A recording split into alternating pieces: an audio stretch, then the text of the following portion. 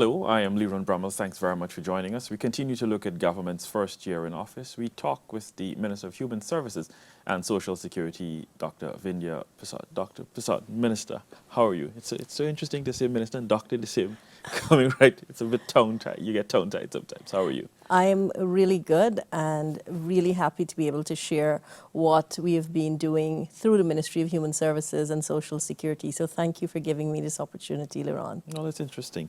While we talk about the human aspect of it, it's been a year. We've been operating in a pandemic, and then you came in off the back of a long election period. As a person, this is taking away the title of minister. How have you dealt with the last year? It's been a long one. It has been a long one, I think, not only for me personally, but I think for the people of Guyana, because they had to deal with the double whammy of COVID-19 pandemic as well as the election stagnation, if I put it that way, until we got into office. So I think it took a toll on everyone mentally. For me, I was very happy when the entire issue got resolved and there was recognition of the democracy that should prevail in our country and that government should take its rightful position. And I believe the country heaved a huge sign of relief, because when government got into office, they saw the progress and development beginning to unfold right away. And for many of us, especially within the cabinet, it has been a whirlwind year of ensuring that there were a series of programs and projects rolled out, and that all of these had the far-reaching impact that we wanted to have. You talk about that, and I'll jump straight into it. The pandemic, the election, and then in May, the floods. That took a toll. That has been declared, of course, a national disaster. From the standpoint of your ministry and being involved, what role exactly has your ministry played in this entire process, particularly talking from May, the flood, coming forward, as we're still into the recovery phase? You did mention human, and we were very, very insistent that the human be put back into human services. And when the floods came, I think we were poised to deliver assistance across the country in as many ways as we could.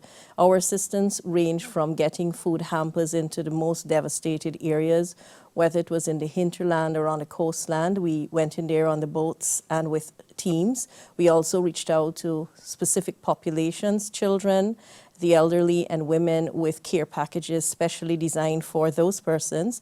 And through the task force efforts, we were mandated to provide counseling. So we dealt with the psychological issue of the flood as it impacted on those families. And going there for myself and seeing the impact of the floods on so many persons and how they would have to think about rebuilding after the flood waters would have receded has already put us into gear of where we want to go as a ministry. And we do have a number of things on standby to help those persons who will have to rebuild from scratch. And we are focused not entirely, but we are focused on families and those very vulnerable populations, people with disabilities, those persons with children, because sometimes in just trying to survive, you forget those populations. So that's where we would have been going and giving our energies. Interesting that you put this into context that way.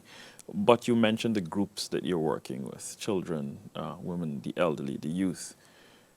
Coming in from the election, what would you say would have been some of the main challenges you faced in terms of before you started to get the programs going, or review or revitalize any of those programs that would have been there? I think I hit the ground running, because even before getting into the ministry, I would have been within the opposition fold, shadowing the Minister of Human Services and Social Security. So I was able to, outside of the system, identify some of the inadequacies, and getting in there, it gave me a real insight on what it was that needed to be addressed, which includes systems, human resource capacity, and also some deficiencies when it came to delivering services to huge populations, notably women and pensioners. And right away, it made me realize that we had to strengthen not only the systems, but how effective our services were when they were going to be delivered, and to ensure that there was enough training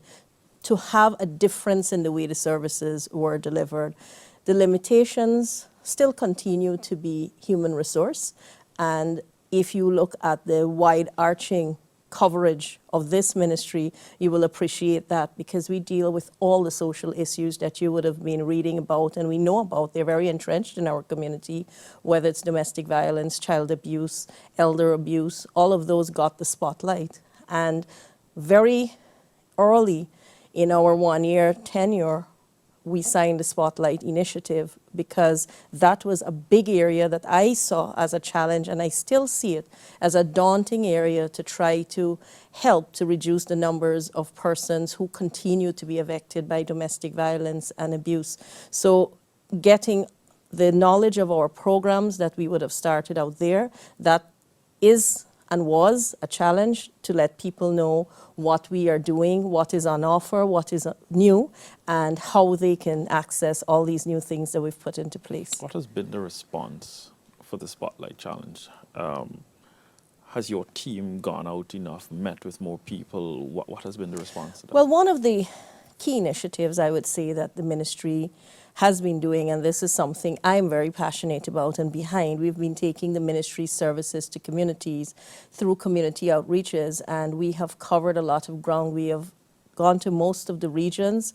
I think only Region 9 remains now to be visited, and we have had community outreaches where the entire team from the ministry will speak on everything from public assistance to pension to trafficking in persons to child care and protection, and how people can access our services. We meet one-on-one with people. I am a very integral part of that team, so people have one-on-one engagement with me if they feel somehow or the other the service is not being rolled out the way we think that it should be. They have the opportunity to tell me and to share some of the concerns as it affects communities. And by doing that, it gives me a very good sense on what else I should be doing, because sometimes I've always been a believer you have to be out there, you have to be on the ground, you have to hear from people. These are the people that you're serving, and you will be as good as those you serve if they are happy with your services. So that's a big chunk of what we do. And we would have also looked at taking other services to the population, like the 914 hotline was a big one, and we're still rolling out the awareness. But the 914 hotline is unique to the entire region, and I understand the region would like to replicate this, and that's how significant it is, because what we're pushing is the culture of reporting domestic violence, child abuse, and elder abuse. The impact has been good, because we are able to say that every month we receive a significant number of calls, whether it requires immediate intervention, which the hotline can cater for, or it looks at linking persons who call to services that the ministry provides, or getting women out of abusive situations, or even in some cases where children would have called, getting the Child Care and Protection Agency on board to intervene. And this goes all the way back to Spotlight, the Spotlight Initiative, because part of that initiative requires or mandates community engagement, stakeholder consultation, and that's the way we've been going out there through the Ministry of Human Services. Pushing all of this requires some amount of training for your staff, and in terms of boosting as well.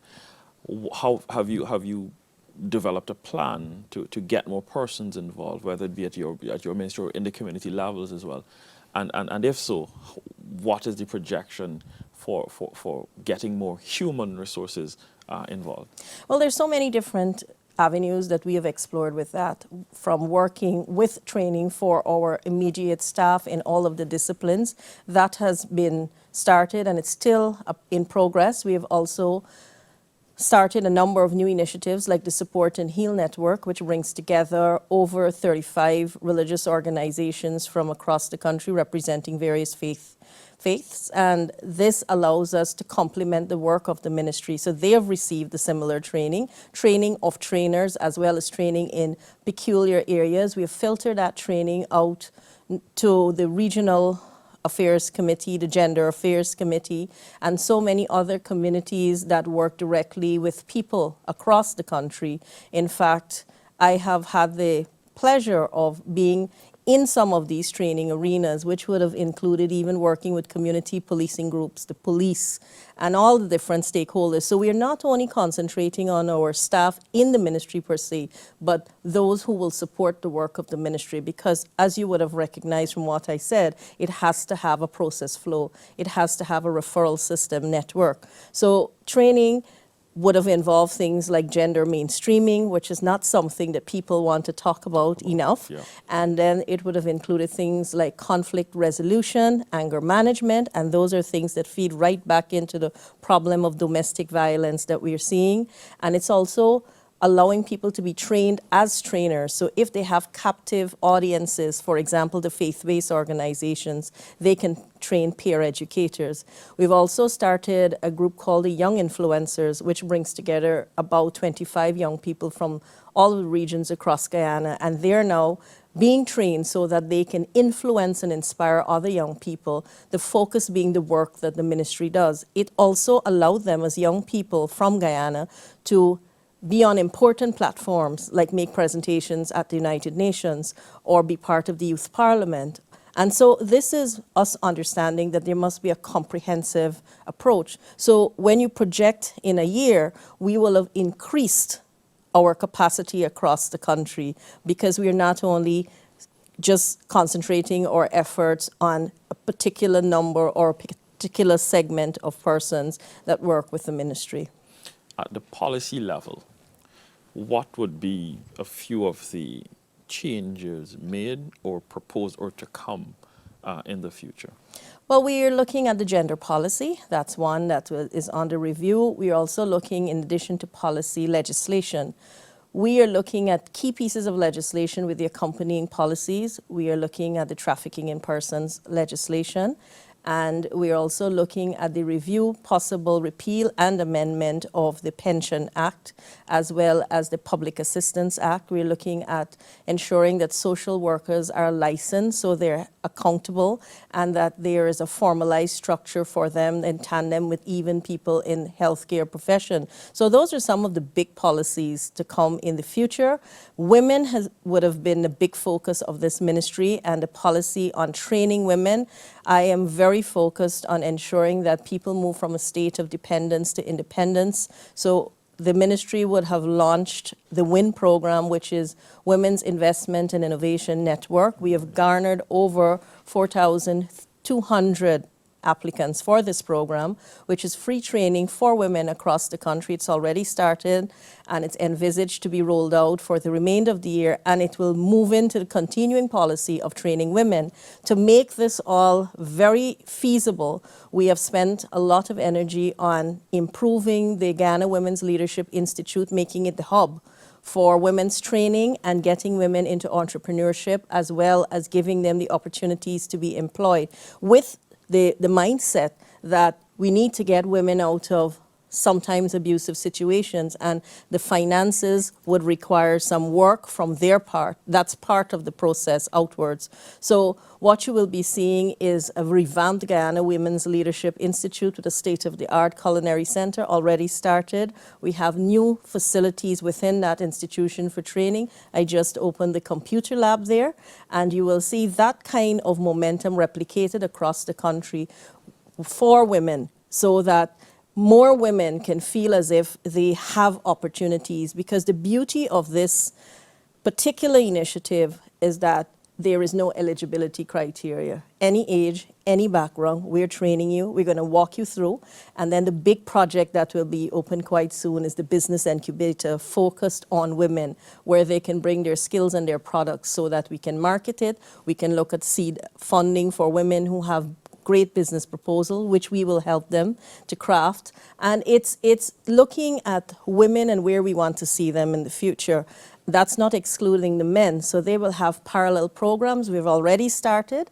We've had the virtual men's hangout, looking at men and their psychosocial issues. And from that initial virtual hangout that allowed men in the COVID pandemic to be in a safe space to unburden and to explore opportunities, right now we're creating a number of men's groups across the country, and we have managed to get together more than 120 men this way from some of the regions, and this is done through the Gender Affairs Department at the Ministry of Human Services and Social Security. So emerging out of that, we will be looking at how, from their feedback, they want us to help them. So it's developing policy from, I would say, from the target community that you're trying to help. Right. And another big area is youth at risk. So we are looking at our Family Enhancement Program, which was recently started. And that program will expand outwards into communities. Right now, it's just within Region 4, and it is our hope that within this year and the beginning of next year, more regions will have that, which allows our ministry to work with youth who we consider troubled or maybe a little difficult, and so we're working with them and families to build stable families. In addition to that, we're working with children, looking specifically at adoption. As you know, the first reading of the adoption bill was done in Parliament, and we are bringing the adoption process, international adoption, in line with the Hague Convention. So it's looking at adoption, foster care, looking at children who are aging out of institutional care, also looking at parenting as a whole. So that's a big policy that we're working on, how we can make parents more effective in the way in which they raise their children. How can we give them tangible support? So all those are very big things that are planned for the future. A big group we're also looking at is the disability, persons with disability, people living with disabilities. There is a disability complex that will soon commence in terms of the construction in the Mahaika Hospital compound. Within a few weeks, we'll be rolling out training for persons living with disability. And this is encouraging people with disabilities to move into the workforce, right, and also appealing to those who are in a position to provide opportunities of employment to do so for those persons, and looking at the whole concept of equal pay for equal work for people who live with disabilities. So as you can see, as I share these things with you, we have lots of plans. Many of them have already not only been conceptualized, but are beginning to be rolled out. And I think the country is in for a lot, because literally every week we are rolling something out from this ministry. And I believe what really motivates and galvanizes us as a team would be the feedback that we get from people. Yes, we are making an impact, you know. Yes, this is working for you. Yesterday, we were in Riverview, and 25 women said they wanted to sign up for WIN. And one lady said to me, I don't want handouts. I want to do something for myself. So I was so excited. I said, well, this is the program for you. So that's the kind of energy, the enthusiasm, and the passion that I approach everything to do with people with, and I think that translates across the entire ministry. And I want to say that, as it says, we're putting the human back into human services. So if that says it to you, that's what we're hoping to achieve. I hear the passion and everything that you speak with, and I see it in your body language and everything. Minister, thank you very much for chatting with us. I wish you the best with your program and your ministry, and wish you all the best in success going forward. Thank you, and maybe when we speak again, I can tell you of all the things that we have yet to achieve and all that we have already had under our belt. Well, we can have that discussion. Thank you very much, Laurent. Pleasure. Thank you very much. We're chatting with the Minister of Human Services and Social Security, looking at the first year in office, Dr. Vindhya Persaud. It's been a pleasure. Be safe, and I'll see you later.